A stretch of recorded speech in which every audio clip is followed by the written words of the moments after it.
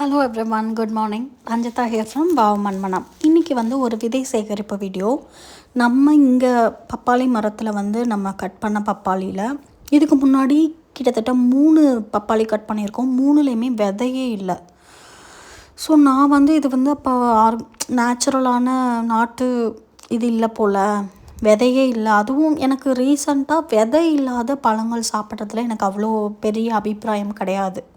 திராட்சையாக இருக்கட்டும், இப்போலாம் நிறைய விதை இல்லாமையே பழங்கள் வருது, அதெல்லாம் எனக்கு பெருசாக அபிப்பிராயம் இல்லை. நான் டேஸ்ட்டு ரொம்ப நல்லா இருந்துச்சு இந்த பப்பாளியில். ஆனால் நான் ரொம்ப டிசப்பாயிண்ட் ஆகிட்டேன். 2 பழத்துலேயுமே விதையே இல்லை. என்னடா இது, விதை இல்லாமல் நம்ம இவ்வளோ தூரம் வளர்த்து விதை இல்லாத ஒரு பப்பாளி மரத்தையாக வளர்த்தோம் அப்படின்னு சொல்லிட்டு.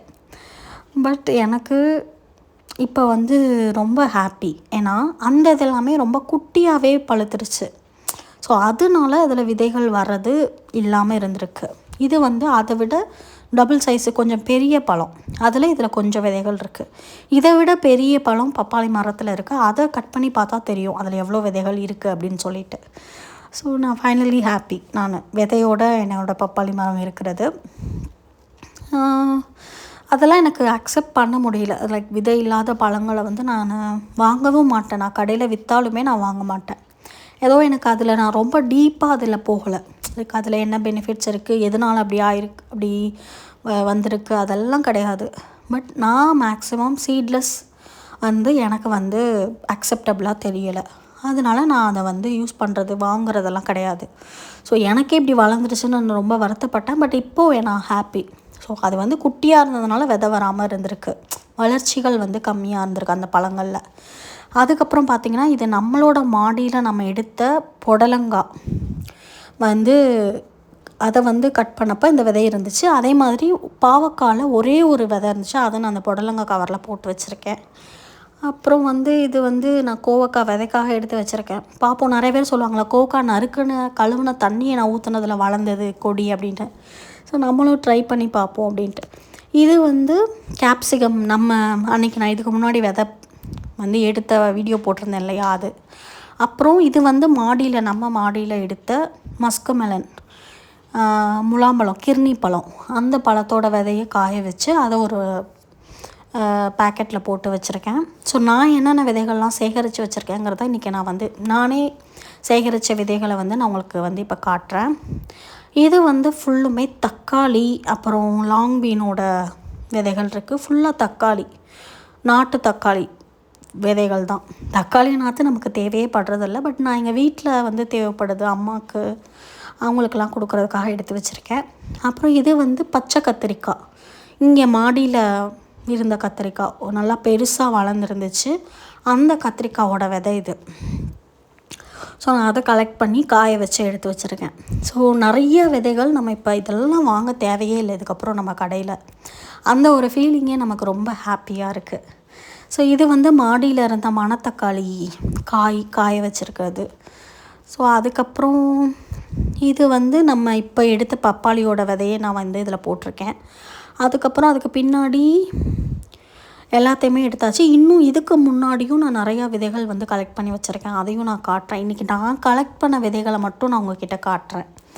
கடையில் வாங்கின விதைகள் தனியாக இருக்கும். பட் நான் இப்போ எந்தெந்த விதைகள்லாம் இனிமேல் நம்ம வாங்க தேவையில்லைன்னா, தக்காளி வாங்க தேவையில்லை, பச்சை மிளகா வாங்க தேவையில்லை, புடலங்காய், பாகற்காய், கிர்னி பழம், பப்பாளி, அப்புறம் பூசணிக்காய், வெண்டைக்காய், கத்திரிக்காய், செர்ரி டொமேட்டோஸ், இதெல்லாம் நம்ம இனிமேல் வாங்க தேவையே இல்லை.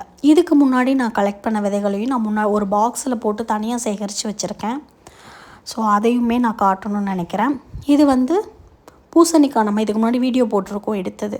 நான் என்ன பண்ணுறேன், இதுக்கு முன்னாடி வாங்கின விதைகளில் உள்ள கவர்லாம் நான் எடுத்து வச்சுருக்கேன். ஸோ அதில் நான் இதை கலெக்ட் பண்ணிக்கிறேன். ஸோ அதுக்கப்புறம் பார்த்திங்கன்னா பூசணிக்காய் விதை கிடச்சிருச்சா. அதுக்கப்புறம் வெண்டைக்காவுமே நான் சிகப்பு வெண்டை விதை நிறையா எடுத்து வச்சுருந்தேன். இன்னையுமே நான் வெண்டைக்காய், அவரைக்காய் இதெல்லாம் விதைக்கி விடணும். இப்போ எது எதெல்லாம் காய் கொடுத்துட்ருக்கோ அது எல்லாத்தையுமே நம்ம விதை எடுக்கணும். வெண்டைக்காய்க்கு கண்டிப்பாக எடுக்கணும், அவரைக்காய்க்கு எடுக்கணும். இது பார்த்திங்கன்னா பாதி இது கடையில் வாங்கின வெண்டைக்காய் விதை. இது வீட்டில் எடுத்த வெண்டைக்காய் கிடையாது. நான் இதுதான் வீட்டில் எடுத்த வெண்டைக்காய். ஸோ அதை வந்து நான் வந்து கவர் பண்ணி வச்சுருக்கேன். ஸோ இது ஒரு ஹாப்பினஸ் தான். எல்லாமே 20 ரூபா கொடுத்து வாங்கினது வந்து நம்ம இப்போ இதுக்கப்புறம் வாங்க தேவையே இல்லைங்கிற ஒரு ஃபீலிங் வந்து ரொம்பவே ஹாப்பி தான். அதுவுமே நம்ம ஹார்ட் ஒர்க்குக்கு கிடைச்ச ஒரு இது தான். இது வந்து புளிச்சக்கீரை, நான் வீடியோ போட்டிருப்பேன் இதுக்கு முன்னாடி எடுத்த வீடியோ. புளிச்சக்கீரையோட விதை கலெக்ட் பண்ணி வச்சுருக்கேன். அப்புறம் முடக்கத்தான் கீரை விதை நிறையா இருக்குது நம்மக்கிட்ட, அதுவுமே வந்து கலெக்ட் பண்ணி வச்சுருக்கேன். ஒரு இதுக்காக தான், எனக்கு தேவைப்படலை. ஸோ அதையுமே நான், அது ஒரு ஹாப்பினஸ் ஆகிடுச்சு விதைகள் கலெக்ட் பண்ணுறது.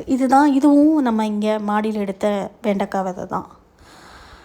ஸோ அதுக்கப்புறம் பார்த்திங்கன்னா இது வந்து ஸ்ட்ராபெரி விதை. இந்த வெயிலுக்கு ஸ்ட்ராபெரி சத்தியமாக வராது, அதனால் நான் ஸ்ட்ராபெரி வளர்க்குறதே விட்டுட்டேன்.